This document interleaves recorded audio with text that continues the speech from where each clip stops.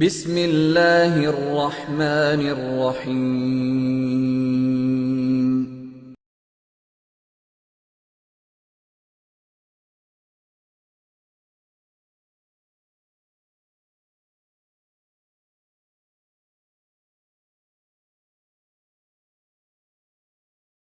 الحمد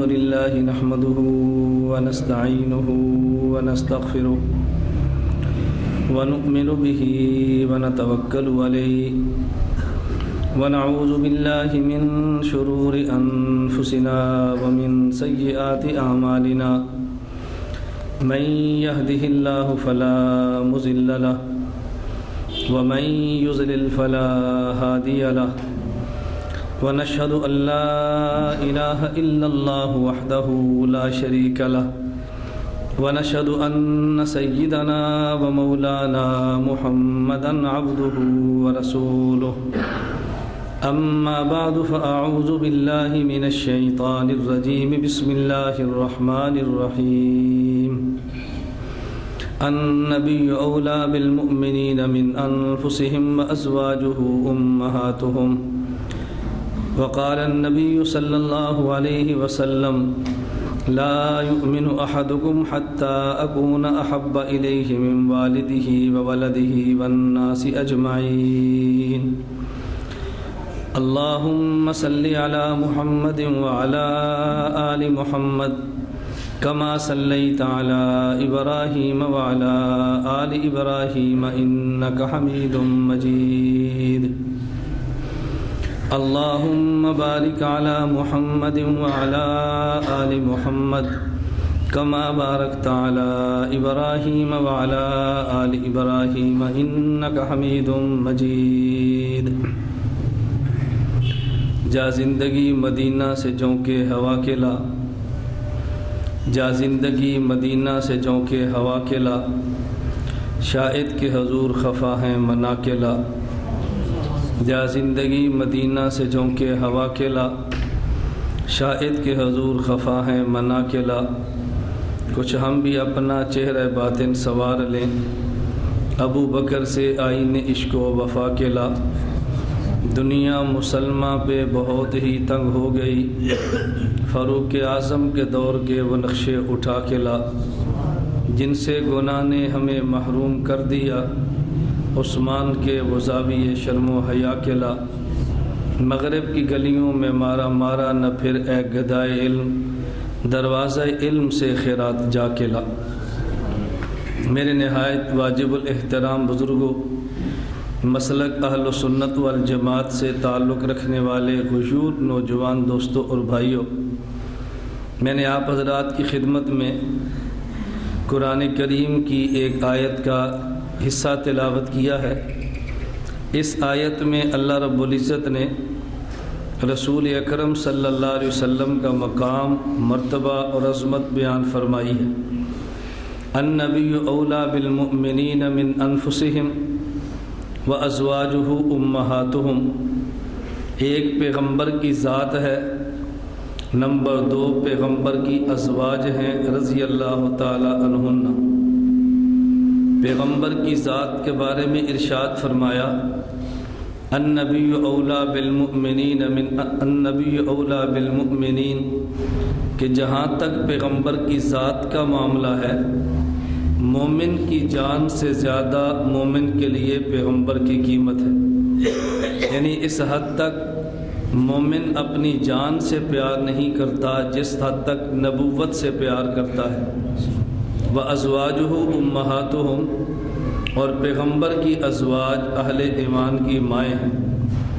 جو حدیث مبارک میں نے تلاوت کی ہے، اس حدیث مبارک میں حضور اکرم صلی اللہ علیہ وسلم نے ارشاد فرمایا، لا يؤمن احدكم حتى اكون احب الیہ من والدہ وولدہ والناس اجمعین۔ اس وقت تک کوئی شخص کامل ایمان والا نہیں ہو سکتا جب تک پیغمبر کی ذات کے ساتھ اپنے والد، اپنی اولاد اور کائنات کے سارے انسانوں سے زیادہ پیار نہ کرے۔ اس سے پتہ چلا کہ حضور اکرم صلی اللہ علیہ وسلم کی ذات مقدس ایک طرف اور پوری کائنات ایک طرف۔ حضور اکرم صلی اللہ علیہ وسلم کی ذات کو قربان نہیں کیا جا سکتا، اور پیغمبر کی وجہ سے پوری کائنات کو قربان کیا جا سکتا ہے۔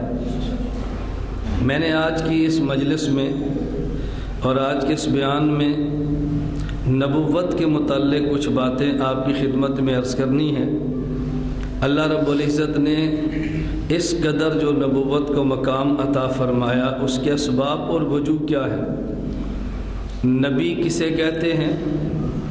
صاحب نبوت کا نام نبی ہے، اور نبی کے اندر بنیادی طور پہ 4 چیزیں ہونا ضروری ہے۔ نمبر 1، نبی انسان ہوتا ہے۔ نمبر 2، مبعوث من اللہ ہوتا ہے۔ نمبر 3، معصوم عن الخطا ہوتا ہے۔ اور نمبر 4، مفروض الاتباع ہوتا ہے۔ یہ نبی کے اندر بنیادی طور پہ 4 باتیں ہونا ضروری ہیں۔ نمبر 1، نبی انسان ہوتا ہے۔ انسان کہہ لیں، بشر کہہ لیں، آدمی کہہ لیں، جو بھی الفاظ کہہ لیں، اللہ رب العزت نے کبھی بھی نبوت کسی جن کو یا نبوت کسی فرشتے کو عطا نہیں فرمائی۔ فرشتے کو نوری مخلوق کہتے ہیں اور جن کو ناری مخلوق کہتے ہیں۔ چونکہ فرشتہ نور سے بنا ہے، وہ نوری مخلوق ہے، اور جن نار اور آگ سے بنا ہے، یہ ناری مخلوق ہے۔ اللہ نے نبوت کے لیے نہ ہی نوری مخلوق کا انتخاب فرمایا اور نہ ہی خدا نے ناری مخلوق کا انتخاب فرمایا۔ نبوت کے لیے حق جل مجدہ نے خاکی مخلوق کا انتخاب فرمایا، جو خاک یعنی مٹی سے بنی ہے۔ تو حضور اکرم صلی اللہ علیہ وسلم نبی ہیں، تو میں نے کہا نبی کے لیے پہلی بات جو ضروری ہے کہ نبی انسان ہوتا ہے۔ اللہ انسان کے علاوہ کسی کو نبوت عطا نہیں فرماتے۔ اور نبی مبعوث من اللہ ہوتا ہے۔ نبوت اعمال سے نہیں ملتی، نبوت اللہ کی عطا سے ملتی ہے۔ نبوت کا منصب یہ کسبی نہیں، نبوت کا منصب یہ وہبی ہے۔ نبوت الیکشن سے نہیں ملتی، نبوت سلیکشن سے ملتی ہے۔ نبی مبعوث من اللہ ہوتا ہے۔ میں ایک لفظ کے کئی ترجمے کر رہا ہوں تاکہ آپ بات کو اچھی طرح سمجھیں۔ نمبر 3، نبی معصوم عن الخطا ہوتا ہے۔ اللہ نبی کو ہمیشہ گناہوں سے بچاتے ہیں۔ نبی صغیرہ گناہ سے بھی پاک ہوتا ہے، نبی کبیرہ گناہ سے بھی پاک ہوتا ہے۔ نبی نبوت سے پہلے بھی گناہ نہیں کرتا، نبی نبوت ملنے کے بعد بھی گناہ نہیں کرتا۔ نہ اعلان نبوت سے قبل گناہ، نہ اعلان نبوت کے بعد گناہ۔ نمبر 4، مفروض الاتباع ہوتا ہے۔ نبی کی ہر بات کو ماننا فرض ہوتا ہے۔ نبی کی کوئی شخص 1000 باتیں مانے اور ایک بات کہے میں نہیں مانتا، ایسا شخص ایمان والا نہیں ہو سکتا۔ ایمان کے لیے نبوت کی ساری باتوں کو ماننا ضروری ہے۔ تو نبی کے اندر بنیادی طور پہ 4 اوصاف اور 4 چیزیں ہونا ضروری ہیں۔ نمبر 1، نبی انسان ہوتا ہے۔ اللہ نے جب بھی نبوت عطا فرمائی ہے، اللہ نے بشر اور انسان کو عطا فرمائی ہے۔ جو شخص انسان اور بشر نہ ہو، اللہ اس کے سر پہ تاج نبوت رکھتے ہی نہیں ہے۔ اس لیے پہلے نبی پہلے انسان ہیں۔ حضرت آدم علیہ نبینا علیہ الصلوۃ والسلام پہلے انسان بھی ہیں اور پہلے نبی بھی ہیں، جنہوں نے اعلان نبوت فرمایا ہے۔ اللہ نبی کو مٹی سے پیدا فرماتے ہیں، لیکن یہ بات ذہن نشین فرما لیں، نبی بھی مٹی سے پیدا ہوتا ہے اور امتی بھی مٹی سے پیدا ہوتا ہے، لیکن جس مٹی سے نبی بنتا ہے وہ مٹی الگ ہوتی ہے، اور جس نبی سے امتی بنتا ہے وہ مٹی الگ ہوتی ہے۔ امتی کی مٹی زمین والی ہے اور نبی کی مٹی جنت والی ہے۔ امتی کو خدا اس مٹی زمین والی سے پیدا کرتا ہے اور نبی کو اللہ جنت والی مٹی سے پیدا فرماتے ہیں۔ حضرت ابراہیم علیہ السلام نے خواب دیکھی اور خواب میں دیکھا اپنے بیٹے کو ذبح فرما رہے ہیں۔ صبح اپنے بیٹے سے فرمانے لگے یا بنی انی ارا فی المنام انی اذبحک فانظر ماذا تری، رات میں نے خواب میں دیکھا تجھے ذبح کر رہا ہوں، بیٹا تیری رائے کیا ہے؟ بیٹے نے حضرت اپنے والد سے عرض کیا یا ابت افعل ما تؤمر، ابا جی جو حکم خدا نے آپ کو دیا ہے اس پر عمل فرمائے، ستجدنی انشاء اللہ من الصابرین، اللہ نے چاہا تو مجھے آپ صبر کرنے والوں میں پائیں گے، نبی کا بیٹا ہے میں صبر کر کے دکھاؤں گا۔ حضرت ابراہیم علیہ السلام نے حضرت اسماعیل کو باندھ دیا، اپنے آنکھوں پہ پٹیاں رکھ لیں، ان کو زمین پہ لٹا دیا، چھری ان کے گلے پہ چلانا شروع کر دی۔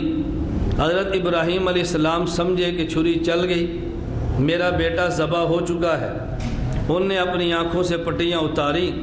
اسماعیل علیہ السلام کھڑے ہیں اور قرآن کہتا ہے وَفَدَيْنَاهُ بِذِبْحٍ عَظِيمٍ، اللہ نے اسماعیل کے بدلے میں حضرت ابراہیم علیہ السلام کو نعمت کے طور پہ ذبح شدہ دمبہ عطا فرمایا۔ حضرت اسماعیل کو بچا لیا اور بیٹے میں دمبے کو ذبح کروا دیا۔ قرآن تو صرف اتنی بات کہتا ہے وَفَدَيْنَاهُ بِذِبْحٍ عَظِيمٍ کہ وہ بیٹا بڑی عظمت والا تھا، وہ دمبہ بڑی عظمت والا تھا۔ قرآن نے صرف اس دمبے کو عظمت والا کہا، باقی عظمت والا کیوں تھا اس کی کئی وجہ ہو سکتی ہیں۔ مفسرین نے لکھا ہے حضرت اسماعیل علیہ السلام کے بدلے میں جو دمبہ ذبح ہوا یہ دمبہ جنت سے خدا نے بھیجا تھا۔ سوال یہ ہے یہ زمین والا دمبہ کیوں نہیں، جنت والا دمبہ کیوں ہے؟ اس کا جواب بڑا آسان ہے، میں صرف بطور دلیل کے اس واقعے کو پیش کر رہا تھا۔ اگر اسماعیل علیہ السلام کا وجود یہ دنیا والی مٹی سے بنا ہوتا تو اس کے بدلے میں عطا ہونے والا وہ دنیا والا دمبہ ہوتا، چونکہ اسماعیل نبی تھے اور نبی کا وجود جنت کی زمین سے بنتا ہے، اس لیے خدا نے بدلے میں زمین والا نہیں جنت والا دمبہ عطا فرمایا۔ ایک مٹی وہ ہے جس سے امتی بنتا ہے اور ایک مٹی وہ ہے جس سے نبی بنتا ہے، تو مٹی امتی کی زمین والی ہے اور مٹی نبی کی جنت والی ہے۔ چونکہ یہ اس کی مٹی الگ ہے، اس کے خمیر کی مٹی الگ ہے، اس لیے نبی کے وجود میں آثار الگ ہوتے ہیں اور امتی کے وجود میں آثار الگ ہوتے ہیں۔ اگر امتی کھائے اور پھر مشقت کا کام کرے، امتی اگر کھائے اور یہ مشقت کا کام کرتا ہے، یہ دوڑتا ہے، مشقت کرتا ہے، اس کو پسینہ آ جاتا ہے۔ اگر نبی مشقت والا کام کرے پسینہ انہیں بھی آتا ہے۔ اگر گرمی میں دھوپ میں امتی ہو پسینہ اس کا بھی ہے، پسینہ نبی کا بھی ہے، لیکن امتی کا پسینہ دیکھو تو بدبو آتی ہے، نبی کا پسینہ دیکھو تو خوشبو آتی ہے۔ کیوں؟ اس لیے کہ امتی کا وجود تو زمین کی مٹی ہے اور نبی کا وجود جنت کی مٹی ہے، جنت کی مٹی میں بدبو کا تصور بھی نہیں ہے۔ امتی کھا لے اس کو براس کی حاجت ہوتی ہے، نبی کھا لے تو نبی کو بھی تقاضے کی ضرورت پیش آتی ہے، لیکن امتی کا براس اور پخانہ اس میں بدبو آتی ہے اور پیغمبر کے براز میں خوشبو آتی ہے۔ میں اس پہ روایتیں نہیں پڑھ رہا، وقت کم ہے، میں بڑے اختصار سے بات چلا رہا ہوں۔ بالکل اسی طرح امتی نے پیا اس کو بول کی حاجت آئی ہے، نبی نے پیا اس کو بھی بول کی حاجت ہے، لیکن امتی کا بول بیماری کا سبب ہے اور نبی کا بول شفا کا سبب ہے۔ امتی کا بول ناپاک ہوتا ہے اور نبی کا بول پاک ہوتا ہے، چونکہ نبی کا وجود جنت والا ہے اور امتی کا وجود یہ جنت والا نہیں زمین والا ہے۔ نیند امتی کو بھی آتی ہے، نیند نبی کو بھی آتی ہے، لیکن جب امتی سو جائے اس کی آنکھ بھی سوتی ہے، اس کا دل بھی سوتا ہے، اور جب نبی سو جائے اس کی آنکھ سوتی ہے، نبی کا دل جاگتا ہے، اس کی نیند الگ ہے، اس کی نیند الگ ہے۔ موت تو امتی پر بھی آتی ہے، موت نبی پر بھی آتی ہے، لیکن امتی پر موت آئے تو روح نکل جاتی ہے، اور نبی پر موت آئے تو روح سمٹ جاتی ہے۔ اس کی وجہ کیا ہے کہ نبی کا وجود جنت والا ہے، جنت والے وجود پہ موت آیا نہیں کرتی، لیکن چونکہ نبی دنیا میں ہے، کل نفس ذائقۃ الموت کا وعدہ ہے، انک میت کا وعدہ ہے، پیغمبر پہ موت آنی ہے، لیکن جس طرح نیند نبی پہ آتی ہے، نیند امت پہ آتی ہے، نبی کی نیند الگ ہوتی ہے، امت کی نیند الگ ہوتی ہے، اسی طرح موت آ جائے تو نبی کی موت الگ ہوتی ہے اور امت کی موت الگ ہوتی ہے، اس لیے کہ نیند اور موت آپس میں دونوں بہنیں ہیں، اور یہ بات صحابہ کی زندگی سے سمجھ آتی ہے۔ رسول اکرم صلی اللہ علیہ وسلم جب دنیا سے تشریف لے گئے ہیں تو واقعہ پیش آیا ہے، حضور اکرم صلی اللہ علیہ وسلم جب دنیا میں ہیں تب بھی واقعہ پیش آیا ہے۔ ایک اختلاف نبی کی دنیا کی زندگی میں آیا، ایک اختلاف نبی کے موت کے بعد آیا۔ جب رسول اکرم صلی اللہ علیہ وسلم اس زندگی میں آرام فرما رہے ہیں تو خواب میں دو فرشتے آ گئے، ایک فرشتے نے کہا حضور سو رہے ہیں، دوسرے نے کہا حضور جاگ رہے ہیں۔ رسول اکرم صلی اللہ علیہ وسلم خواب سے بیدار ہوئے تو فرمایا ایک فرشتے نے کہا نبی سو رہے ہیں، ایک نے کہا جاگ رہے ہیں، فرمایا دونوں ٹھیک کہتے ہیں، جس کی نگاہ نبی کی آنکھ پر ہے اس نے کہا حضور سو رہے ہیں، جس کی نگاہ نبی کے دل پر ہے اس نے کہا حضور جاگ رہے ہیں۔ جب نبی کریم صلی اللہ علیہ وسلم دنیا سے چلے گئے ہیں، اختلاف صحابہ میں آیا ہے، صحابہ کرام رضی اللہ عنہم اجمعین نے فرمایا رسول اکرم صلی اللہ علیہ وسلم پہ موت آ گئی ہے۔ حضرت عمر بن خطاب رضی اللہ عنہ نے فرمایا کہ نہیں موت آئی، کیوں؟ اس لیے کہ صحابہ کی نگاہ نبی کی آنکھ پر ہے، ان کو موت نظر آتی ہے، حضرت عمر کی نگاہ نبی کے دل پر ہے، ان کو حیات نظر آتی ہے۔ تو جس طرح نبی کی آنکھ پر نیند آتی ہے، نبی کا دل جاگتا ہے، موت بھی نبی کی آنکھ پر آتی ہے، نبی کا دل زندہ ہوتا ہے۔ امتی دنیا سے چلا جائے اس کا مال تقسیم ہو جاتا ہے وراثت میں، نبی دنیا سے چلا جائے تو نبی کا مال وراثت میں تقسیم نہیں ہوتا، وراثت تو اس کی تقسیم ہوتی ہے جس کے ملک سے مال نکل جائے۔ جب نبی کے قلب اطہر میں حیات موجود ہے تو وراثت سے مال ملک سے نکلا ہی نہیں، وراثت کا معنی ہی کوئی نہیں، اس لیے پیغمبر کی مال وراثت میں تقسیم نہیں ہوتا، لیکن نبی کا مال امت میں تقسیم بطور صدقہ کے ہوتا ہے۔ صدقہ کیوں بنتا ہے؟ مال ہمیشہ اسی وقت صدقہ بنتا ہے جب صدقہ کرنے والا متصدق زندہ ہو، اگر وہ زندہ نہ ہو اس کا مال صدقہ بنتا ہی نہیں ہے۔ اس سے پتہ چلا نبی پر موت آ بھی رہی ہے، نبی کے قلب اطہر میں حیات موجود بھی ہے۔ اللہ میں بات سمجھنے کی توفیق دے۔ امتی دنیا سے چلا جائے، امتی کی بیوی سے کوئی اور نکاح کر سکتا ہے، نبی دنیا سے چلا جائے تو نبی کی بیوی سے کوئی اور نکاح نہیں کر سکتا۔ امتی کا معاملہ الگ ہے، نبی کا معاملہ الگ ہے۔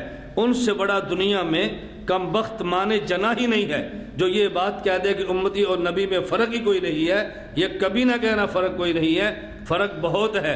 صرف اتنی بات کہہ دینے سے کہ نبی بشر ہے، امتی بشر ہے، دونوں ایک جیسے ہو گئے، یہ کبھی نہیں ہو سکتا۔ نبی پہ جبریل اترتا ہے، امتی جبریل اترنے کا دعویٰ کر دے ایمان سے خارج ہو جاتا ہے، اور جب امتی ہو ملک الموت خود آتا ہے، میرے نبی کا معاملہ ہو تو ملک الموت اجازت لے کے آتا ہے۔ امتی اور نبی میں کتنا فرق ہے؟ کبھی مجھ اور آپ سے ملک الموت نہیں پوچھتا میں روح قبض کر لوں یا نہ کروں، لیکن ہمارے نبی کا معاملہ ہے ملک الموت بھی ہے، جبریل امین بھی ہے، حضور سے پوچھا ہے اجازت ہو تو ملک الموت آ جائے، آ جاؤ۔ ملک الموت کہتا ہے اجازت ہو روح قبض کر لوں، یہ معاملہ نبی کا ہے، امتی کا نہیں ہے۔ یہ مقتدی آپ ہیں، امام آپ کے مفتی نعمان ہیں، ایک امام ایک مقتدی ہے، یہ بھی انسان ہے، آپ بھی انسان ہو۔ کوئی بندہ کھڑے ہو کر کہہ دے ہم میں مفتی صاحب میں کوئی فرق نہیں ہے، وہ بھی امام ہے، میں بھی، وہ بھی انسان ہے، میں بھی انسان ہوں، بتا آپ کھڑے ہوں گے یا نہیں؟ نہیں بھائی، زبان سنبھال، تجھ میں ان میں کوئی فرق نہیں، اپنا منہ تو دیکھنا۔ آپ اپنے امام کے بارے میں جذبات میں آ جاتے ہیں، ہم سید الانبیاء کے بارے میں جذبات میں نہ آئے، کوئی فرق نہیں۔ کیسی بات تو کہتا ہے؟ صرف یہ بات کہ فرق دونوں انسان ہیں، نہ اس بنیاد پہ کبھی نہ کہنا فرق نہیں۔ خیر میں بتا رہا تھا نبی بھی انسان اور امتی بھی انسان، نبی ہوتا ہی وہ ہے جو انسان ہو، انسان نہ ہو خدا نبوت دیتا ہی نہیں ہے۔ میں بتا یہ رہا تھا کہ نبی میں 4 باتوں کا ہونا ضروری ہے۔ نمبر 1، نبی انسان ہوتا ہے۔ توجہ رکھنا، انسان کی بھی 2 قسمیں ہیں، ایک انسان کامل اور ایک انسان ناقص۔ مرد انسان کامل ہوتا ہے، عورت انسان ناقص ہوتی ہے۔ خود نبوت کا فیصلہ ہے۔ رسول اکرم صلی اللہ علیہ وسلم فرمایا عورت کا دین بھی ناقص، عورت کی عقل بھی ناقص۔ پوچھا یا رسول اللہ وہ کیسے؟ فرمایا اس عورت کی عقل تو اس لیے ناقص، اگر مقدمے میں گواہ بننا پڑے تو مرد اکیلا گواہ بنتا ہے، عورتیں 2 بنا کرتی ہیں۔ قرآن کہتا تھا کہ ایک بھول جائے تو دوسری یاد کرا دے، اس سے پتہ چلا کہ عورت کی عقل ناقص ہے۔ فرمایا عورت کا دین بھی ناقص ہے۔ مرد پورا ماہ نمازیں پڑھتا ہے، عورت ہر مہینے کچھ دن نمازیں چھوڑ دیتی ہے۔ مرد پورے مہینے کے روزے رکھتا ہے، رمضان میں عورت کچھ دن کے روزے چھوڑ دیتی ہے۔ فرمایا اس کا دین بھی ناقص، اس کا عقل بھی ناقص۔ خدا عقل کو کبھی ناقص کو کبھی نبوت نہیں دیتا، جب بھی دے گا تو کامل کو دے گا۔ اس لیے خدا نے نبوت جب بھی دی ہے مرد کو نبوت عطا فرمائی ہے، خدا نے کبھی خاتون کو نبوت عطا نہیں کی۔ اس ایک مسئلہ سمجھو اور اچھی طرح مسئلے کو سمجھو اور مسئلے کو سنو۔ آج کے دور میں کوئی عورت اگر دین کا کام کرے اور اپنی آواز مردوں تک پہنچائے، آپ سمجھے وہ ہدایت نہیں، وہ ضلالت اور گمراہی ہے۔ اس لیے کہ دعوت کا منصب یہ مرد کے ذمے ہے، عورت کے ذمے نہیں ہے۔ جو مرد کے ذمے ہے مرد لے کر چلیں۔ خواتین کیوں چلتی ہیں؟ اگر ہمارے ہاں خواتین تبلیغی جماعت والے لے کر گئے ہیں، وہ اس طرح بیانات نہیں کرواتے، عورت کے بیان کو مرد بھی سنیں، یہ بالکل حرام اور ناجائز ہے۔ الہدا انٹرنیشنل کے نام پہ ڈاکٹر فرحت ہاشمی میدان میں ہے، وہ بیان کرتی ہے، مرد اس کا بیان سنتے ہیں۔ نیٹ پہ آتی ہے، مرد اس کا بیان سنتے ہیں۔ خدا کی قسم عورت کا جسم بھی سطر ہے، عورت کی آواز بھی سطر ہے۔ عورت کی آواز اس طرح قرآن پڑھنا بھی جائز نہیں، کوئی مرد سنے، نعت پڑھنا بھی جائز نہیں، کوئی مرد سنے۔ عورت امامت تک نہیں کرا سکتی، یہ عورت ہے تو بتائیں اس کو دعوت دینے کی گنجائش کیسی ہے؟ مرد بھی سنتے ہیں، عورتیں بھی سنتے ہیں۔ نام کیا ہے؟ الہدا انٹرنیشنل۔ الہدا انٹرنیشنل نہیں ہے، الضلالت انٹرنیشنل ہے، اور تمہارے ذمہ ہے امت کو اس گمراہی سے بچا کے ہدایت کی باتیں کرنا۔ ہم بغیر لگی لپٹی بھی کہتے ہیں، اس لیے کہ ہمارے آپ سے کوئی مفادات وابستہ نہیں ہے، مسئلہ کھلا ہے، آپ قبول کر لیں گے، کل قیامت کو خدا کے عذاب سے بچ جائیں گے، نہیں بنیں گے ہمارے ذمہ مسئلہ تھا، ہم بتاتے رہیں گے۔ میں نے کہا بات سمجھے، ان نبی کے لیے ضروری ہے کہ نبی انسان ہو، اور انسان بھی کون سا انسان ہے؟ انسان کامل ہو۔ ناقص انسان کو خدا نے کبھی نبوت عطا نہیں کی، عورت جو کہ ناقص ہے اس لیے۔ لیکن ایک بات بطور لطیفہ یا بطور ظرافت کے سمجھنے، رسول اکرم صلی اللہ علیہ وسلم نے ایک بڑا پیارا جملہ ارشاد فرمایا یہ عورتیں ہیں تو ناقص، عورتیں ہیں تو ناقص، لیکن کامل کی بھی عقلیں اڑا کے رکھ دیتی ہیں، اس فتنے سے بچنے کی کوشش کیا کرو۔ فرمایا نبی پاک صلی اللہ علیہ وسلم نے، میں اپنی امت میں اپنے جانے کے بعد عورت سے بڑا مرد کے لیے کوئی فتنہ نہیں دیکھتا، اس لیے ہیں تو ناقص لیکن مرد کی عقل اڑا کے رکھ دیتی ہیں۔ اللہ ہم سب کی حفاظت فرمائے۔ نمبر 1، نبی کے لیے ضروری ہے کہ انسان ہو۔ توجہ رکھنا، اگر کوئی آپ سے پوچھے انسان کی تعریف کیا ہے، آسان لفظوں میں انسان کی تعریف یاد رکھ لینا۔ انسان اسے کہتے ہیں جس میں 2 چیزیں ہوں، نمبر 1 ذو عقل ہو، نمبر 2 محسوس ہو۔ یہ 2 چیزیں انسان میں ہونا ضروری ہے۔ فرشتہ انسان نہیں ہے، اس لیے کہ ذو عقل تو ہے لیکن محسوس نہیں ہے۔ محسوس کا معنی ہاتھ لگانا چاہے تو لگا سکے، پکڑنا چاہیں تو پکڑ سکے، چھونا چاہیں تو چھو سکے۔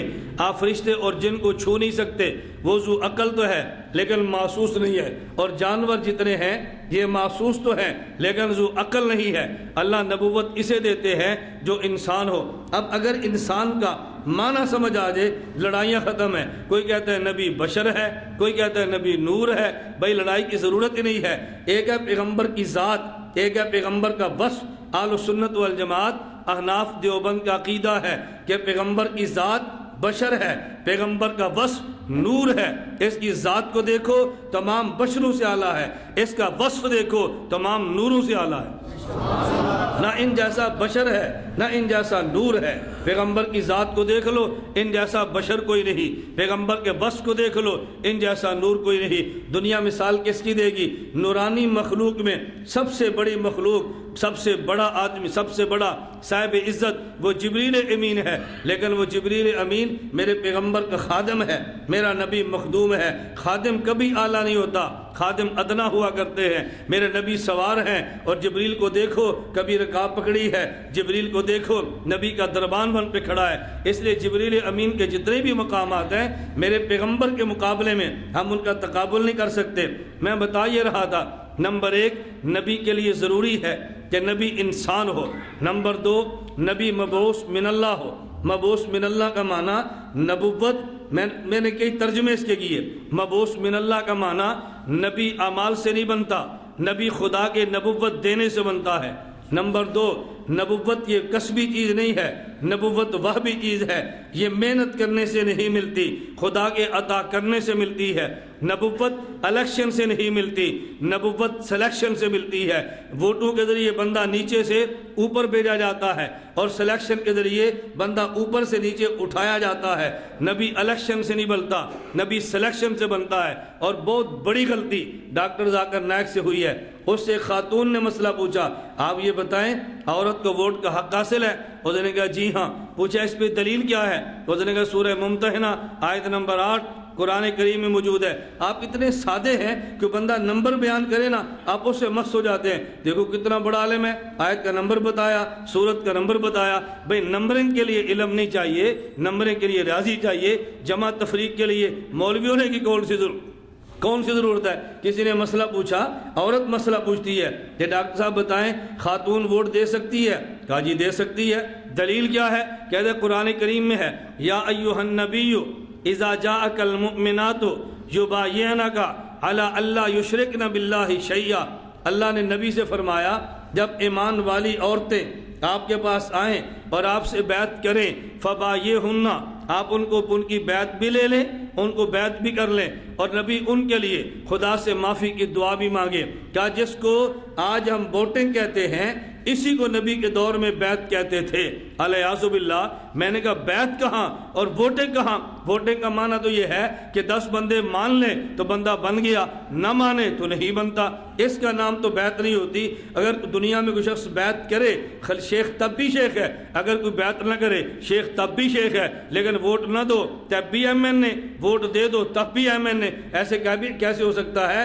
M N A M P A یہ الیکشن سے بنتے ہیں، اور نبوت الیکشن سے نہیں ہے، نبوت سلیکشن سے ہے۔ کتنی بڑی غلطی کی ہے۔ لوگ کہتے ہیں بہت بڑا آدمی ہے، میں نے کہا نا بھائی انگلش بھی تم کہہ لو، ہم اس پہ بحث نہیں کرتے، لیکن جہاں تک علمی دنیا کا تعلق ہے ہم اس میں ذاکر نائک پر قطعاً اعتماد نہیں کرتے۔ اور جب بھی آپ نے علماء پر اعتماد چھوڑ کے دائیں بائیں جانا ہے پھر ہمارے ایمان اور ہمارے عقائد کا اللہ ہی حافظ ہے۔ میں بتا یہ رہا تھا نبوت کے لیے ضروری ہے مبعوث من اللہ ہو، نبی تب بنے گا نبوت خدا عطا کرے۔ یہ نہیں برطانیہ والے غلام احمد قادیانی کو نبی کہہ دیں تو ہم نبی مان لیں، کہو جی سرکار نے نبی بنایا ہے۔ نہیں بھائی، دنیاوی سرکار کے بنانے سے کبھی نبی نہیں بنتا۔ نبی اسے کہتے ہیں جو مبعوث من اللہ ہو، اعمال سے نبی نہیں بنتا، خدا کے عطا فرمانے سے نبی بنتا ہے۔ اس لیے کہ نبوت کا معنی میں اپنے لفظوں میں یوں کرتا ہوں، نبوت سفارت خدا بندی کا نام ہے۔ توجہ رکھنا، نبوت سفارت خدا بندی کا نام ہے۔ اللہ احکم الحاکمین ہے، اللہ شہنشاہ ہیں، اللہ پوری کائنات کے مالک ہیں۔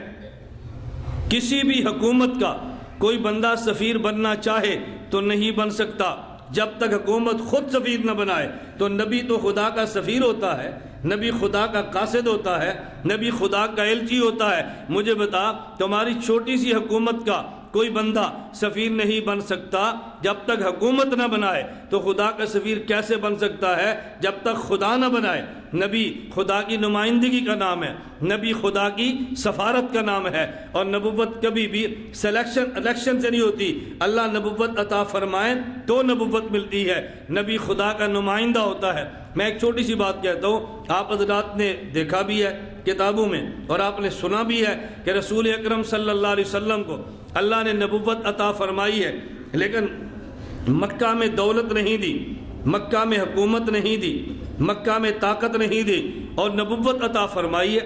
مدینہ منورہ میں طاقت بھی دی ہے، مدینہ منورہ میں حکومت بھی دی ہے، مدینہ منورہ میں دولت بھی عطا فرمائی ہے۔ خدا نے شروع میں عطا نہیں فرمائی، مدینہ منورہ میں عطا فرمائی ہے۔ مجھ سے ایک شخص نے جدہ میں سوال کیا، حضرت امام اعظم ابو حنیفہ کو بادشاہ وقت نے کہا چیف جسٹس بنو، فرمایا میں نہیں بنتا۔ ان نے کوڑے مارے تب بھی نہیں بنے، جیل میں ڈالا تب بھی نہیں بنے، زہر کھلایا شہید ہو گئے تب بھی نہیں بنے۔ بالآخر ان کے جانے کے بعد امام صاحب کے شاگرد اس امت کے پہلے چیف جسٹس قاضی امام ابو یوسف بنے ہیں۔ تو ایک شخص مجھے پوچھنے لگا اگر چیف جسٹس بننا غلط تھا امام ابو یوسف کیوں بنے ہیں؟ اگر چیف جسٹس بننا ٹھیک تھا امام ابو حنیفہ کیوں نہیں بنے؟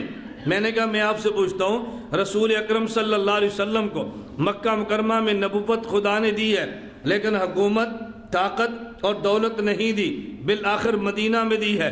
اگر حکومت، دولت اور طاقت یہ تینوں چیزیں ٹھیک تھی، مجھے بتاؤ مکہ میں کیوں نہیں دی؟ اور اگر یہ تینوں غلط تھی تو بتاؤ مدینہ میں کیوں دی ہیں؟ جو سوال تیرا ہے وہی سوال تو میرا ہے۔ اب اس کے بعد تو جواب نہیں تھا۔ سوال کرنے آسان ہوتے ہیں، جواب دینے بڑے مشکل ہوتے ہیں۔ میں نے کہا بات تو سمجھو۔ نمبر ایک، خدا نے صحابہ کا دفاع کیا رضی اللہ عنہم اجمعین۔ اگر اللہ مکہ میں حکومت نبوت کے ساتھ حکومت، دولت اور طاقت دے دیتے تو لوگ کہتے کلمہ بلال نے اس لیے پڑھا، نبی طاقت والا جو تھا کلمہ صہیب نے اس لیے پڑھا، نبی حکومت والا جو تھا کلمہ خباب غریب نے اس لیے پڑھا کہ نبی دولت والا جو تھا وہاں جو آتا دولت پیش کر دیتا، جو آتا اپنی جان کو پیش کر دیتا۔ کسی نے صدیق اکبر نے ساری دولت پیش کر دی ہے، عثمان نے دولت لٹا دی ہے، خدیجہ نے دولت لٹا دی ہے۔ حضرت پیغمبر کی دربار میں آئے بلال رضی اللہ عنہ مار کھا رہے ہیں، خباب کو دیکھو آگ پہ لیٹے ہیں، زنیرہ کو دیکھو چمڑیاں ادھر رہی ہیں، آنکھیں نکل رہی ہیں۔ اس سے پتہ چلا یہ لوگ نبی کو دینے کے لیے آئے تھے، لینے کے لیے نہیں آئے تھے۔ یہ حکومت، طاقت، دولت کی وجہ سے نہیں، لیکن بالآخر خدا نے مدینہ میں دے دی۔ یہ بتانے کے لیے یہ آئے حکومت کے لیے نہیں تھے، لیکن حق انہی کا ہے۔ آئے دولت کے لیے نہیں تھے، حق انہی کا ہے۔ طاقت کے لیے آئے نہیں تھے، حق انہی کا ہے۔ میں نے کہا بالکل اسی طرح ہمارے امام اعظم امام ابو حنیفہ جنازہ جیل سے اٹھا ہے، بالآخر شاگرد ان کے امام ابو یوسف چیف جسٹس بنے ہیں۔ پتہ یہ چلا کہ دنیا میں جو امام ابو حنیفہ کی فقہ پھیلی ہے اس وجہ سے نہیں کہ امام طاقت والا تھا، لیکن حق انہی کا ہے کہ چیف جسٹس انہی کا بننا چاہیے تھا۔ میں نے کہا دوسری وجہ جو میرے آج کے مضمون کے مناسبت سے میں بتانے لگا ہوں، اللہ پاک نے مکہ مکرمہ میں نبی کو دولت، طاقت، حکومت نہیں دی، نبوت دی ہے۔ یہ بتانے کے لیے میرے محمد کی دولت کا مسئلہ نہیں ہے، میرے پیغمبر کی طاقت کا مسئلہ نہیں ہے، میرے پیغمبر کی حکومت کا مسئلہ نہیں ہے۔ مکہ والو اس محمد کو نہ چھیڑنا، یہ نہ دیکھنا اس کے پاؤں میں جوتی نہیں، یہ نہ دیکھنا اس کی قمیص پھٹی ہے، یہ نہ دیکھنا اس کے گل چولہا نہیں جلتا، تم نے یہ دیکھنا ہے یہ سفیر کس کا ہے، ہاں یہ دیکھنا ہے نمائندہ کس کا ہے، یہ میرا نمائندہ ہے۔ جوتیاں نہ دیکھنا، ان کے کپڑے نہ دیکھا۔ اگر تم نے میرے پیغمبر کے خلاف بات کی نا، تم نے میرے خلاف بات کی ہے۔ میرے نبی سے ٹکرائے تو مجھ سے ٹکراؤ گے، میرے پیغمبر ہاتھ تیرا ہوگا پھر طاقت میری ہوگی۔ ان الذین یبایعونک انما یبایعون اللہ۔ حدیبیہ میں جب رسول اللہ نے بیعت کی ہے، اللہ نے فرمایا میرے پیغمبر یہ تیری بیعت نہیں ہے، یہ میری بیعت ہو رہی ہے۔ ان الذین یبایعونک انما یبایعون اللہ۔ حضور بدر میں گئے ہیں، فرمایا وما رمیت اذ رمیت ولکن اللہ رما۔ میرے پیغمبر یہ ہاتھ تیرا چلا ہے، یہ ریت ہم نے پھینکی ہے، کنکریاں ہم نے پھینکی ہیں۔ یہ دیکھو اندھے کیسے ہوتے ہیں۔ دنیا نے آج ایٹم بم ایجاد کی ہے، آج لیکن خدا کا نظام دیکھو، ایسے ہلکی سی ریت ہے، لوگ اندھے ہوتے جا رہے ہیں۔ ہمیں کبھی تعجب ہوتا ہے، پتہ نہیں کتنا گھٹیا دماغ ہے ہمارا، کتنے احساس کمتری کے اندر ہم لوگ آج شمار ہوتے ہیں۔ کافر کو دیکھو چاند پہ پہنچ گیا ہے۔ میں نے کہا کیا ہوا؟ جس نبی کے ہم نے کلمہ پڑھا وہ نبی تو عرش معلیٰ تک پہنچا ہے، یہ چاند پر پہنچا ہی نہیں پہنچا، یہ بھی خدا بہتر جانتا ہے۔ تمہیں کیا احساس کمتری ہے؟ جس پیغمبر کا ہم نے کلمہ پڑھا وہ تو مکان سے لا مکان تک پہنچا ہے۔ بھئی چاند تو پھر بھی مکان کا نام ہے نا، وہ مکان کی سارے حدود کراس کر گئے ہیں۔ میں بتا یہ رہا تھا خدا نے مکہ میں یہ چیزیں عطا نہیں فرمائی، یہ بتانے کے لیے یہ نمائندہ میرا ہے۔ اس بنیاد پہ میں کہتا ہوں، کبھی لوگ ہمیں کہتے ہیں تم بڑے جذباتی ہو، مسلمان بڑے جذباتی ہو، دیوبندی پیغمبر کی شان میں ہلکا سا جملہ کہتے تم تڑپ اٹھتے ہو۔ حضور خود تو کبھی نہیں تڑپے، نبی کو گالی دی ہے معاف کیا ہے، نبی صلی اللہ علیہ وسلم پہ حملہ کیا ہے معاف کیا ہے، ان کے گلے میں کپڑا ڈالا ہے معاف کیا ہے، طائف والوں کو دیکھو خون نکالا حضور نے معاف کیا۔ میں نے کہا نبی کو معاف کرنا چاہیے تھا، مجھے بتا کیا خدا نے بھی معاف کیا ہے؟ یہ بتا کیا خدا نے معاف کیا ہے؟ اگر اعلان نبوت خود کیا ہوتا تو پھر حضور انتقام لیتے، خود کیا ہوتا۔ اعلان نبوت خدا نے کروایا ہے تو جب پیغمبر پہ الزام لگا ہے پھر دفاع بھی خدا نے کیا ہے۔ ابو جہل نے کہا تبن لک یا محمد الہذا جماعتنا، اے پیغمبر الیاذ باللہ ہمیں اس لیے جمع کیا تھا، تبن لک یا محمد۔ حضور چپ کھڑے ہیں، قرآن نے کہا تبت یدا ابی لہب و تب، ابو جہل میرا محمد نہیں تو ٹوٹے، میرا محمد نہیں تو برباد ہو۔ اگر اعلان نبوت خود کیا ہوتا دفاع حضور کے ذمہ تھا۔ میں ایک چھوٹی سی بات کہتا ہوں، میرے پیغمبر نے نبوت کا اعلان خود نہیں کیا، خدا نے کروایا ہے، یہ مبعوث من اللہ ہے۔ بالکل اسی طرح میرے پیغمبر کے حرم میں اگر 11 بیوی آئی ہیں، یہ آئی نہیں ہے، خدا نے بھیجی ہے۔ اگر میرے پیغمبر کو 4 داماد ملے ہیں، یہ ملے نہیں ہیں، خدا نے دیے ہیں۔ خود رسول اللہ صلی اللہ علیہ وسلم نے اعلان فرمایا ما تزوجت شیئا من نسائی، اے لوگو یاد رکھو ما تزوجت شیئا من نسائی ولا زوجت شیئا من بناتی الا بوحی جاء جبرائیل بی علیہ السلام۔ میں اگر کسی عورت سے نکاح کر کے گھر میں لایا ہوں، میں خود نہیں لایا، یہ جبریل نے وحی، اللہ نے وحی جبریل کے ذریعے بھیجی، تو میرا خدا میرے گھر میں لایا۔ اگر میں نے بیٹی کسی کو دی ہے تو میں نے خود نہیں دی، خدا کے حکم سے دی ہے۔ میں یہ بات کیوں کہنے لگا ہوں؟ نبی اپنے گھر میں کسی عورت کو لائے نہیں ہے، اگر پیغمبر خود لاتے اور ان پہ الزام لگتا، دفاع نبی خود کرتے۔ پیغمبر کی 11 بیویوں میں سے ایک تنہا بیوی ام المومنین امی عائشہ رضی اللہ عنہا حبیبہ خدا ہیں، صدیقہ کائنات ہیں، الزام ان پہ لگا ہے، حضور خاموش ہیں، غم زدہ بھی ہیں، پریشان بھی ہیں، صفائی نہیں دے رہے۔ کیوں؟ اگر نکاح خود کیا ہوتا نبی دفاع کرتے۔ میرا انتخاب ہے، عائشہ کو میں نکاح میں لایا ہوں تو میں ایسے تھوڑی لایا ہوں، مجھے پتا ہے میں چن کے لایا ہوں، میں ایسے تو نہیں لایا۔ حضور بالکل خاموش ہے، خدا نے دفاع کیا۔ کیوں؟ نبی نکاح مرضی سے کرتے، دفاع مصطفیٰ کے ذمہ تھا۔ خدا نے نکاح فرمایا تو پھر دفاع خدا کے ذمہ۔ حضور دفاع کیوں کرے؟ خود لاتے تو دفاع کرتے۔ نبی کریم صلی اللہ علیہ وسلم خاموش ہے، خدا نے دفاع کیا۔ جو چیز خدا دیتا ہے اسے خدا پھر بچاتا بھی ہے۔ میں بتا یہ رہا تھا، نمبر 2 نبی مبعوث من اللہ ہوتا ہے، نبوت کا اعلان خود نہیں کرتا، خدا اعلان کرواتا ہے۔ نمبر 3 نبی مبعوث من اللہ ہے۔ نمبر 3 معصوم عن الخطا، اس کا معنی نبی نبوت سے پہلے بھی گناہ نہیں کرتا، نبی نبوت کے بعد بھی گناہ نہیں کرتا، نبی صغیرہ گناہ بھی نہیں کرتا، نبی کبیرہ گناہ بھی نہیں کرتا۔ میں اس سے بڑھ کے ایک جملہ کہنے لگا ہوں، اس کا معنی یہ نہیں ہے کہ نبی گناہ نہیں کرتا۔ میں کہتا ہوں خدا نبی سے گناہ ہونے دیتا نہیں ہے۔ جو خدا نبی کو نبوت عطا کرتا ہے وہ خدا خود نبی کو گناہوں سے بچاتا ہے۔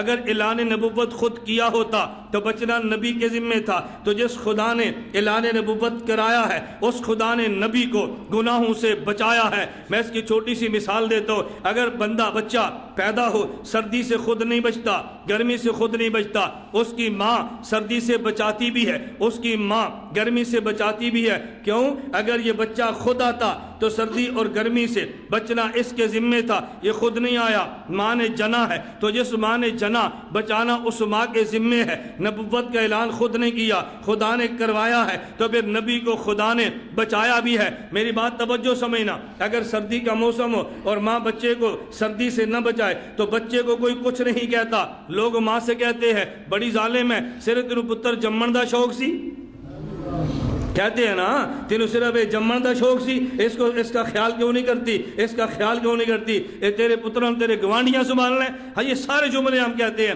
کیا مطلب؟ جس ماں نے جنا ہے اس کی حفاظت اس ماں کے ذمے ہے، تربیت اس ماں کے ذمے ہے، گرمی سے بچانا ماں کے ذمے ہے، تعلیم یہ ماں کے ذمے ہے۔ بھائی اگر پیغمبر نے اعلان نبوت خود نہیں کیا، خدا نے کروایا ہے نا، تو پھر گناہوں سے بچانا خدا کے ذمے ہے۔ اگر نبی گناہ کر لیتے تو لوگ خدا سے کہتے نبوت کے لیے ان کو چنا تھا، اللہ اگر نبوت دی تھی تو بچا بھی لینا تھا نا۔ اس لیے خدا نے فرما دیا دیکھو نبی بنانا اگر ہمارے ذمے ہے تو پھر نبی کو گناہوں سے بچانا بھی ہمارے ذمے۔ نبی معصوم عن الخطا ہے۔ معصوم عن الخطا کا معنی یہ نہیں ہے کہ نبی گناہوں سے بچتا ہے، معصوم عن الخطا کا معنی اللہ نبی کو گناہوں سے، وہیں بیٹھ جاؤ، وہیں بیٹھ جاؤ، آگے نہ کرو، وہیں بیٹھ جاؤ۔ کوئی شخص پیچھے آئے نا مجھے بہت تکلیف ہوتی ہے، میں کہتا ہوں بھی بیان سننا ہے تو پہلے شروع میں آؤ، آتے بعد میں ہیں اور پھر بیٹھتے پہلے ہیں، یہ بہت غلط سی بات ہے۔ جو میں یہاں مہمان ہوں بہت رعایت کرتا ہوں، میری مسجد میں پکا خطیب ہوں نا، آپ پھر دیکھیں میں اپنے گاؤں میں ایک جمعہ پہلا دیتا ہوں، اپنے یہاں سوال ہی پیدا نہیں ہوتی، جو باہر ہیں گے جوتیوں پر ہی بیٹھے گا، خواہ وہ MP ہے خواہ وہ MN ہے، جس نے بھی آنا ہے، جو پہلے آئے وہ پہلے پائے اور جو بعد میں آئے وہ پیچھے بیٹھے، اس طرح مناسب نہیں ہے۔ توجہ رکھیں ذرا، بے ادبی الگ ہوتی ہے، انسان کی توہین الگ ہوتی ہے اور بیان الگ برباد ہوتا ہے۔ خیر توجہ رکھیں، میں کیا کہہ رہا تھا، نبی معصوم عن الخطا ہے۔ معصوم عن الخطا کا معنی یہ نہیں کہ نبی گناہ کرتا نہیں ہے، اللہ نبی سے گناہ ہونے دیتا نہیں ہے۔ جس خدا نے نبوت عطا کی ہے اس خدا نے نبی کو گناہوں سے بچایا، پورا قرآن اس بات پہ گواہ ہے، اللہ نبی سے گناہ ہونے نہیں دیتا۔ بعض لوگ کہہ دیتے ہیں وہ جی گناہ کیا ہے، میں کہتا ہوں نہیں، گناہ نہیں ہونے دیتا۔ پہلے ذرا دلیل سمجھ لیں، اس کے بعد میں آگے ایک آدھ دلیل کا جواب بھی دے دوں گا۔ نبی کو خدا گناہوں سے بچاتا ہے، کیوں؟ اللہ نے انسان کو پیدا کیا دو چیزوں سے، نمبر 1 زمین کی مٹی، نمبر 2 آسمانی روح، ان دو چیزوں کا نام انسان ہے۔ خود قرآن میں خدا فرماتے ہیں وَلَقَدْ خَلَقْنَا الْإِنسَانَ مِنْ صَلْصَالٍ مِّنْ حَمَإٍ مَسْنُونٍ، ہم نے انسان کو پیدا کیا مٹی سے، فَإِذَا سَوَّيْتُهُ وَنَفَخْتُ فِيهِ مِنْ رُوحِي فَقَعُوا لَهُ سَاجِدِينَ، پھر ہم نے اس میں روح کو ڈالا، فرشتوں نے کہا سجدہ کرو۔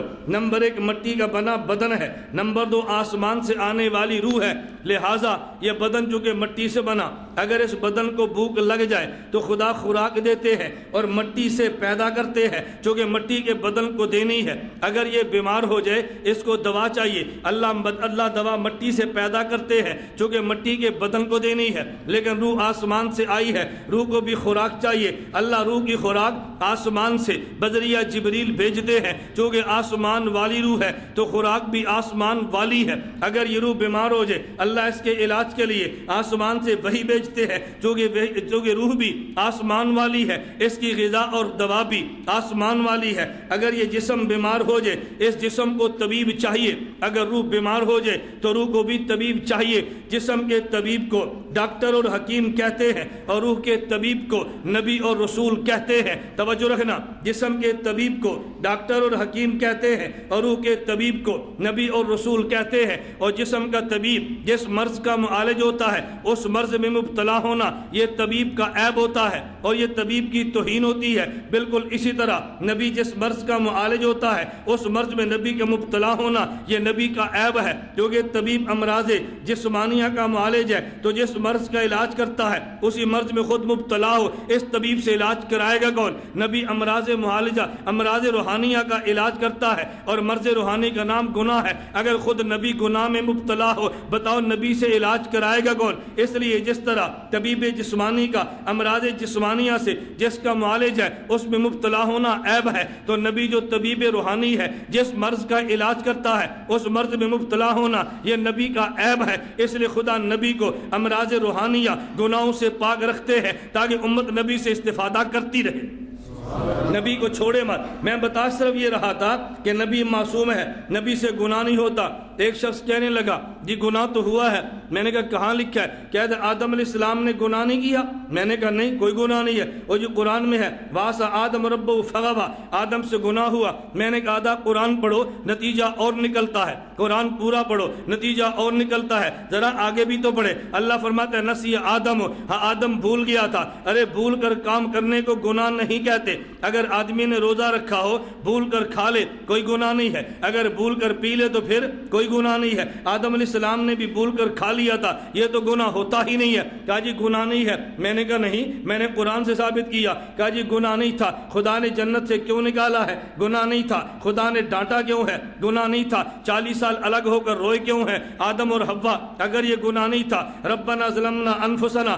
وان لم تغفر لنا وترحمنا لنکونن من الخاسرین، یہ دعا مانگی کیوں ہے؟ میں نے کہا بھی تجھے بات سمجھ آئے گی، میں ایک مثال دوں گا۔ ایک ہوتا ہے نبی کا بھول جانا، ایک ہوتا ہے امتی کا بھول جانا۔ امتی کا بھولنا الگ ہوتا ہے، نبی کا بھولنا الگ ہوتا ہے۔ اگر نبی اور امتی کے بھول جانے کو سمجھنا ہو تو پھر میں مثال دوں گا۔ اگر روزے دار آدمی بھول کر کھا لے، اس کا روزہ نہیں ٹوٹتا۔ اگر بھول کر پی لے، اس کا روزہ نہیں ٹوٹتا۔ لیکن یہی نمازی آدمی اگر بھول کر نماز میں باتیں کر لے، اس کی نماز ٹوٹ جاتی ہے۔ اگر اگر بھولنے سے کچھ نہیں ٹوٹتا، بتا نماز کیوں ٹوٹی ہے؟ اگر بھول جانے سے نماز ٹوٹتی ہے تو بتا روزہ کیوں نہیں ٹوٹتا؟ اگر یہ نمازی اور روزے دار کا بھولنا سمجھ آ گیا تو پھر نبی اور امتی کا تجھے بھولنا سمجھ آ جائے گا۔ نبی کا بھولنا الگ ہے، امت کا بھولنا الگ ہے۔ یہ ہے مثلا اگر نماز والا یہ بھولتا ہے، یہ عالم مشاہدہ میں رہتا ہے، یہ اس طرح عبادت کرتا، بالکل خدا کے دربار میں کھڑا ہے، سارا کچھ چھوڑ چھڑا کر آیا،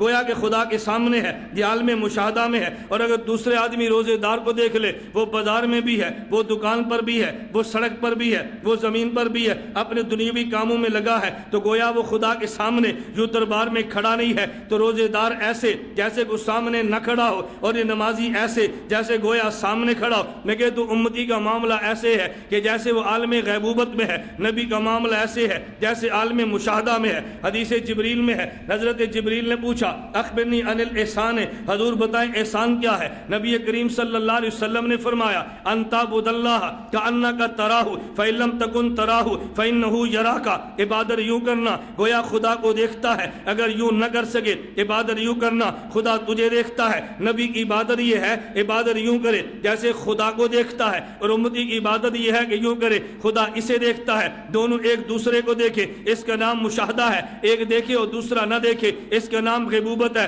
ارے نبی عالم مشاہدہ میں ہے، امتی عالم غیبوبت میں ہے۔ نمازی ایسے جیسے عالم مشاہدہ میں، اور روزے دار ایسے جیسے عالم غیبوبت میں۔ تو نبی کی مثال مشاہدہ والے کی طرح ہے، اور روزے دار کی مثال غیبوبت والے کی طرح ہے۔ روزے دار کو دیکھ لے، اس کا روزہ نہیں ٹوٹتا۔ اگر نمازی بھول جائے نماز ٹوٹ جاتی ہے، اگر امتی بھول جائے تو ڈانٹ نہیں ملتی، نبی بھول جائے تو ڈانٹ مل جاتی ہے۔ یہ عالم مشاہدہ والا، وہ عالم غیبوبت والا، دونوں میں فرق ہے۔ اللہ کرے تمہیں پوری دلیل سمجھ آ جائے، مجھے پتہ ہے پوری دلیل سمجھ آنی نہیں ہے کیونکہ وقت تھوڑا ہے نا، اور میں دلیل کو چلا رہا ہوں، ہر بندہ اس کو سمجھتا نہیں ہے۔ جیسا دوسری وجہ سمجھیں، ارے نمازی اور روزے دار کا فرق کیا ہے؟ روزے دار کے ذمے کئی کام ہیں، روزہ بھی رکھنا ہے، تلاوت بھی کرنی ہے، نماز بھی پڑھنی ہے، دکان پر بھی جانا ہے، زمین پر بھی جانا ہے، کالج اسکول بھی جانا ہے، کئی اس کے ذمے کام ہے۔ نمازی کے ذمے صرف ایک کام ہے، نمازی توجہ، نمازی کے ذمے صرف ایک کام ہے۔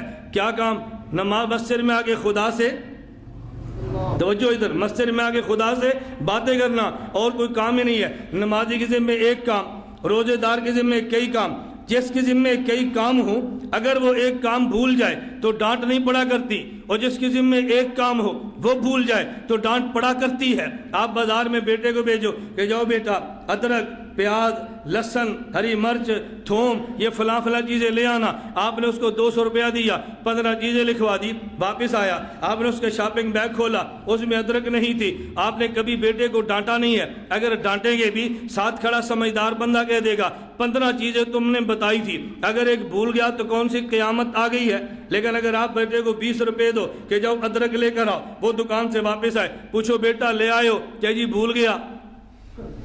اب ڈانٹ اس کا حق ہے یا نہیں؟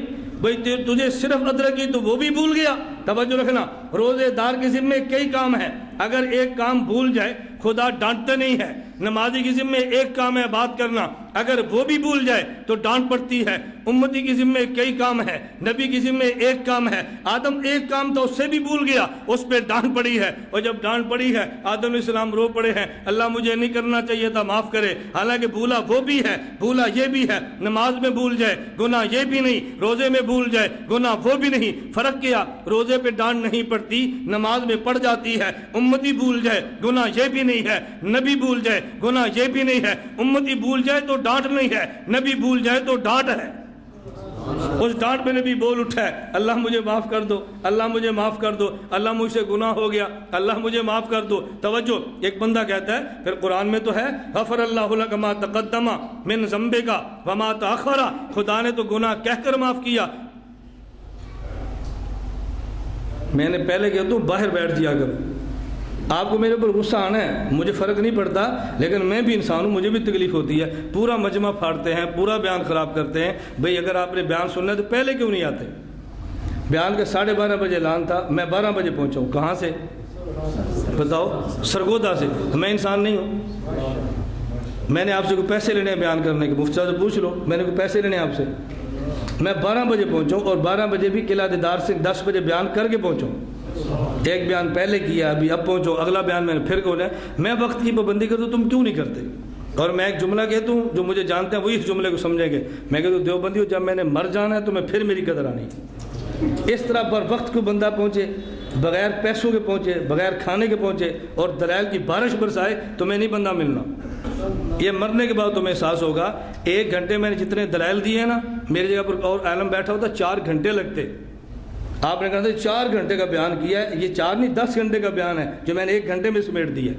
میں دلیل پہ دلیل دیتا جا رہا ہوں، اور مسلسل چل رہا ہوں تاکہ آپ کا وقت بچاؤں۔ آپ لوگ پھر احساس نہیں کرتے، آپ کو شفقت فرمایا کرے۔ میری بات سمجھ آئی آپ کی؟ یہ گزشتہ سے ویوستھا روزنامہ اسلام کا ہے، بچوں کا اسلام، اس میں وہ اشتیاق احمد 2 باتیں لکھتا ہے، آپ ذرا پڑھیں۔ مجھے خود، میں نے ابھی تک نہیں پڑھی، مجھے کسی نے بتایا۔ اشتیاق احمد نے کہا ہمارا پاکستان کے خطیب ایسا ہے کہ اس کو پکڑنا چاہیں تو پکڑ نہیں سکتے، جتنا بھی دماغ آپ ساتھ لگائے تو پھر بھی نکل جاتا ہے۔ اس کا نام مولانا لیاز گمن ہے۔ پتہ لگا میں نے بہت پکڑنا چاہا، میرا دماغ اس کو نہیں پکڑتا۔ اور میں اللہ کا شکر ادا کر کے کہتا ہوں، میں کراچی جا کر کہتا ہوں، کراچی والوں تمہارے کان میری زبان کا ساتھ نہیں دیتے۔ اتنی خدا نے مجھے تیز زبان عطا فرمائی ہے، لفظ نہیں کٹتا، نہ لفظ کٹتا ہے، نہ دلیل ٹوٹتی ہے، نہ تسلسل ختم ہوتا ہے۔ میں تو بھی سپیڈ والا بیان آپ سامنے کر ہی نہیں رہا، میں تو ایسے رک کے سمجھا کر بیان کر رہا ہوں کہ ان میں آنے آپ کو خطابت تھوڑی دکھانی ہے، میں نے تو آپ کو مسئلہ سمجھانا ہے۔ تو آپ اس کا خیال فرمائیں نا، جب اعلان ہوتا ہے پہلے تشریف لایا کریں۔ چلیں آپ توجہ رکھیں، دیکھیں پورا بیان بالکل خراب ہوتا ہے۔ میری بات پہ توجہ فرمائیں۔ میں ایک مثال دینے لگا تھا، عنوان ہے نا ذہن میں، میں ایک مثال دے رہا تھا، میں بتا یہ رہا تھا کہ نبی معصوم من الخطا ہے، اس پر میں مثال دینے لگا۔ ایک بندہ کہتا ہے خدا نے ذنب کہا، نبی کے گناہ کو گناہ کہا، تم کیوں نہیں کہتے؟ میں نے کہا مثال سمجھو، ایک شخص کے پاس کلاس لگی ہے، بچے پڑھ رہے ہیں، مہمان آ گیا، گھر بھیجاؤ بیٹا، گھر سے شیشے کے گلاس میں 1 کپ گرم دودھ کا 1 پاؤ دودھ گرم لاؤ۔ بیٹا لایا، چوٹ لگ گئی، گر گیا، اور دودھ گر گیا، گلاس ٹوٹ گیا۔ اب وہ کھڑا ہو کر کہتے ہیں استاد جی معاف کر دو۔ استاد جی کہتے ہیں معافی کس بات کی؟ تو نے جان بوجھ کے توڑا ہے؟ کہتے ہیں نہیں، جان بوجھ کے گرایا ہے۔ کیا نہیں؟ پھر معافی کس بات کی؟ چلو کلاس میں بیٹھو۔ کہتے ہیں نہیں استاد جی غلطی ہوگی، معاف کر دیں۔ استاد جی کہ بھائی تو نے جان بوجھ کے تو کیا ہی نہیں ہے، معافی کس بات کی؟ کہتے ہیں نہیں استاد جی معاف کر دیں۔ توجہ رکھنا، آنے والا مہمان کہتا ہے نہیں استاد جی یہ بچہ بڑا سمجھدار، بچہ ذکی اور بڑا حس والا ہے، اس کے دل کی تسلی کے لیے آپ کہہ دو میں نے معاف کیا، ورنہ اس کو اطمینان نہیں آنا۔ استاد کہتا ہے بیٹا تو نے جان بوجھ کے گرایا نہیں ہے، لیکن جسے تو قصور سمجھتا ہے نا، چل میں نے تیرے قصور کو معاف کیا، وہ خوش ہو جاتا ہے۔ اللہ پیغمبر کو یہ بات فرماتے ہیں اے نبی تو نے بھول کر کیا، یہ گناہ بنتا نہیں ہے، لیکن جسے تو گناہ کہتا ہے میں نے معاف کر دیا۔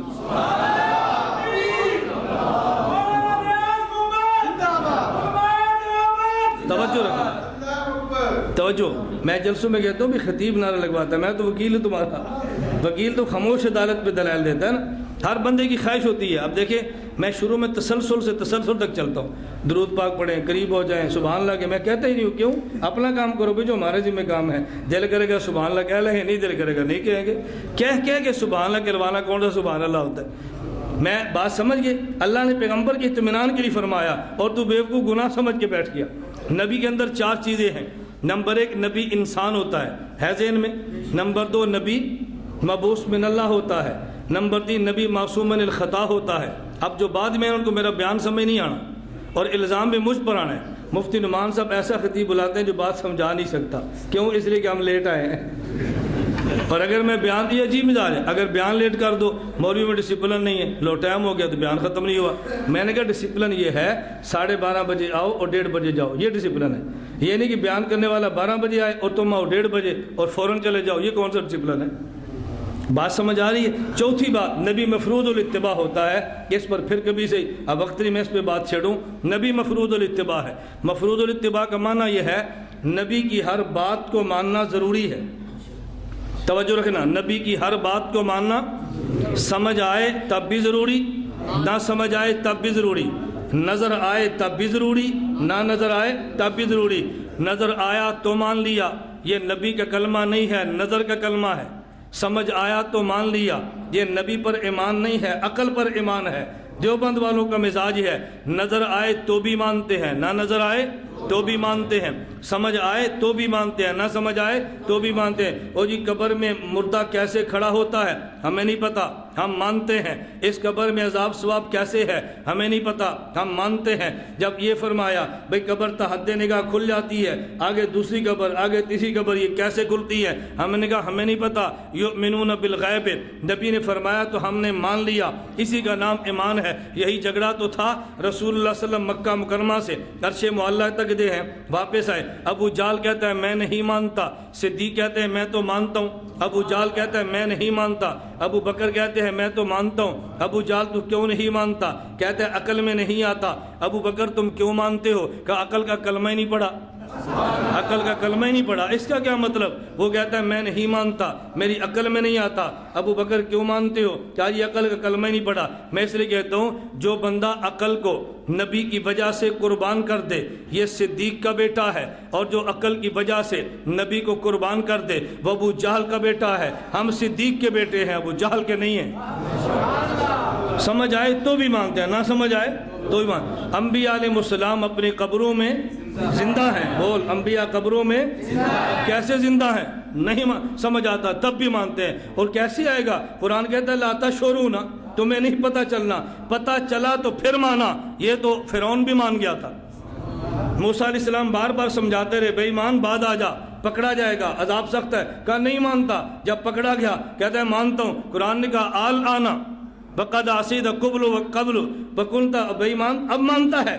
دیکھ کر ماننا یہ فرعون کا کام ہے، بن دیکھے ماننا یہ صدیق کا کام ہے. نظر آئے تب بھی مانتے ہیں، نہ نظر آئے تب بھی مانتے ہیں. انبیاء علیہ السلام قبروں میں بولو زندہ ہیں، قبروں میں نماز بھی پڑھتے ہیں، قبروں میں رزق بھی ان کو دیا جاتا ہے. انبیاء نبی پر صلاۃ و سلام قبر پہ پڑھو تو سنتے ہیں، یہاں سے پڑھو تو ملائکہ پہنچاتے ہیں. کیسے سنتے ہیں، کیسے جواب دیتے ہیں ہم تو نہیں سن رہے. میں بھی ان دلائل کا جواب نہیں دے رہا. ہاں پھر کبھی جمعہ ہوا میں دلائل بھی دوں گا، کیسے زندہ ہیں، کیسے سنتے ہیں، کیسے جواب آتا ہے. یہ نہیں کہ دلائل نہیں ہیں، دلائل ہیں اور سب کچھ موجود ہے. عقلی وجہ بھی ہے، نقلی وجہ بھی ہے. میں تو موٹی سی بات کہتا ہوں سمجھ آئے تب بھی مانتے ہیں، نہ سمجھ آئے تب بھی مانتے ہیں. نبی مفروض الاتباع ہے، سمجھ آئی تو مانا، نہ سمجھ آئی تو نہ مانا. یہ عقل سمجھ کا ہے، نبی کا نہیں ہے.